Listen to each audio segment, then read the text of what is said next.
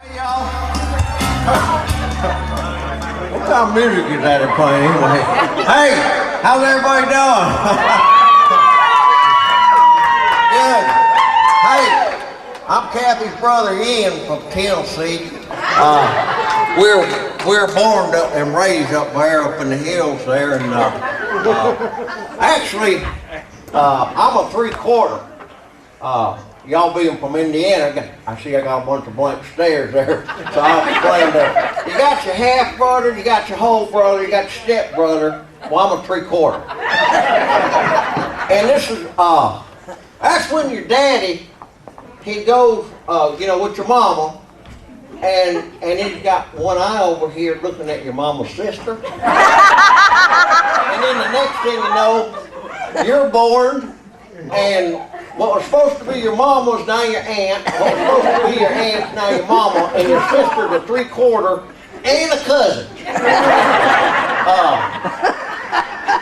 Don't let the cousin part throw you off there, because the family tree's got some branches and some forks in it that don't quite belong there. It looks more like a knotty pine there, that family tree. But anyway, that's how I found out about this here party, was through the knotty pine, because weren't you invited? That's another story there, 3/4. Anyway, I heard about it through the knotty pine there, because we don't have any grapevine there, and so I asked some of my family members here, I said, well, y'all not going to invite me, or what was up with that? and they said, well, Ian, you ain't got no phone up there in the hills, we can't call you, and we sent you an invite, but, the postal service, oh, sure, blame it on the postal service. I'm getting tired of hearing that, so, next time, y'all going to see more of me, because I got me a phone now up there. The phone company finally got some wire up there, and I got me a phone, and I was a little late getting down here because they're supposed to have the phone books down there today, and so I had to wait because I wanted to see, 50 years, no phone, so I wanted to see my name in the book there. So phone book came out there, and I was looking in the eyes there for Ian, I'm looking for Ian, and my name's not in the book there. And somebody told me, said, hey, you got to go by your last name, Mark. And I said, really? So I look under the B's there, my name's Bread, like a loaf of bread, and sure enough, there's my name in there. It says Bread, comma, Ian. Now who talks backwards like that? Everybody just calls me Inbred.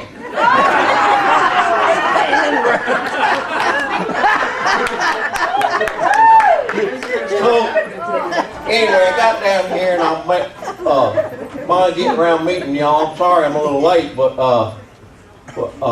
y'all asking a lot of questions, about the family and the tree and all. So I'm getting tired of the questions. So let me just settle one thing right now. If you're born in Tennessee, and later you move to Indiana, and you get married, and then you move to Alabama, and you get a divorce, are you still brother and sister? Well, no, I already explained all that. You're a 3/4. Last time I was here now, we had a good time, my 3/4 brother-in-law, Jerry, he's all about golf. My sister's all about shop. So she hooked me up with Jerry there to go out here at the Four Seasons Lake Country Club to play golf. And I told the 3/4 brother-in-law, I said, hey, I'm getting ready to hit this one out here a good one. So I can't see too good, so you need to look after it for me there. He said, I'm 75 years old. I can't see nothing. You need to play with your sister. I said, all right. So the next week I got my 3/4 sister to go out there with me. And I said, now sister, can you see it? She said, I got eagle eyes. I can see the ball. I said, all right, I'm getting ready to hit a good one here. because you know, number one there, you hit it, got that little dog leg there to the right.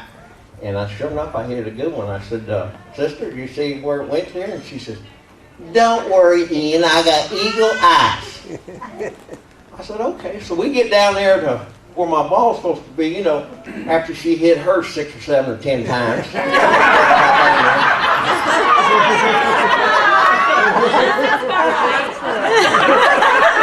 And we can't find my ball. I said, I thought you saw where my ball went. She said, I did. I got eagle eyes. I said, well, where did it go? She says, I don't remember. I worry about her, so I got her. Y'all know about this, that ginkgo biloba? I got her some of that to help her memory. And she'd taken it for about, it'd been about 3 weeks, and I said, hey, ginkgo biloba don't seem to be helping you none. She said, well, I'm not taking it. I said, well, it's supposed to be helping you with your memory. How come you're not taking it? She said, well, I would, but I can't remember to take it. I worry about her, you know, getting 70 and all. So, Jerry went to go play golf, and she went to go shop, and I didn't want to do none of that, so I stayed home. And on the 5 o'clock news there, they had the news came on, and somebody in Maryville, Indiana, was on I-65, and they were going the wrong way. I said, oh, I better call my 3/4 sister and see. And they got these mobile phones now. You know what I'm talking about? No wire. She's got one, so I called her up there, and I said, sister, you need to be careful out there in Maryville, because if you get on I-65, there's a car on there on I-65 going the wrong way. She said, tell me about it, Ian. She said, but it's not just one of them, there must be 100 of them.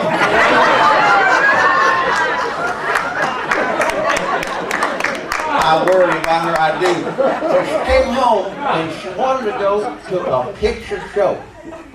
And Jerry's already 3/4 brother-in-law, he's already in bed, you know. And I said, all right, I'll go with you. And we get down there, and she valet parked the car. I said, boy, you sure did get hotty-toddy after you moved to Indiana. And she said, no, Ian, it's not about being hotty-toddy. I said, well, if you're not all hotty-toddy, then why you valet park the car? She said, well, because when we get out of the picture show, the valet parker won't forget where he parked the car. Hey, that's pretty smart right there. So we get in there, and they got the food stand all set up there. And I said, I told her, I said, I'm going to go over there and see if I got some corn on the cob over there. Because, you know, I can tear up some cob now.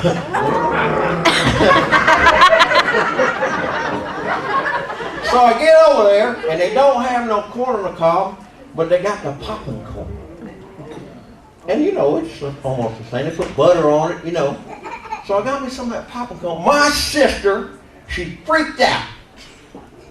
She's jumping up and down. She said, who in the world paid that kind of money for popping corn?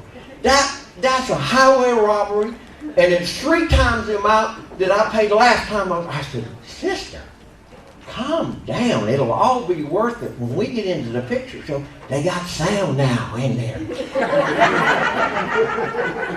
So we get home from the picture show, and we're sitting around, and Jerry's sleeping. She's like, be quiet now, Jerry's sleeping. And you know what she does? She tells me a secret. I know she don't want me to tell the secret, but I'm going to tell you anyway, because it's a good one. Tell it. So she said to me, she said, you know, I've been after Jerry to get him a tattoo. I said, what in the world? A tattoo? She said, shh, be quiet. I said, he's 75 years old. What in the world you want him to have a tattoo?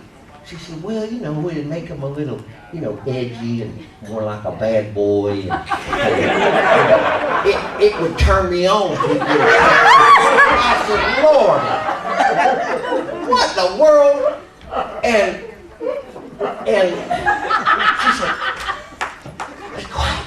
She said, shh, don't say nothing. He already got one. I said, what in the world? I said, well, I want to see it. She said, oh, he ain't gonna show you. He ain't gonna show it to you. I said, well, he's embarrassed because he's 75 years old. He got him a tattoo. She said, no, that's not it. He got it on his private part. What in the world? What in the world would he get a tattoo? She said, I said, well, what is it? She says, it says LOMCT. I said, LOMCT? She says, yeah, well, when he gets excited, it says, Lookout Mountain, Chattanooga, Tennessee.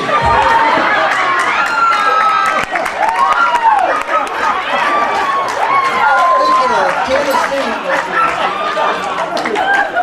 If y'all ever get down to Tennessee, y'all come see him. Y'all have a good night.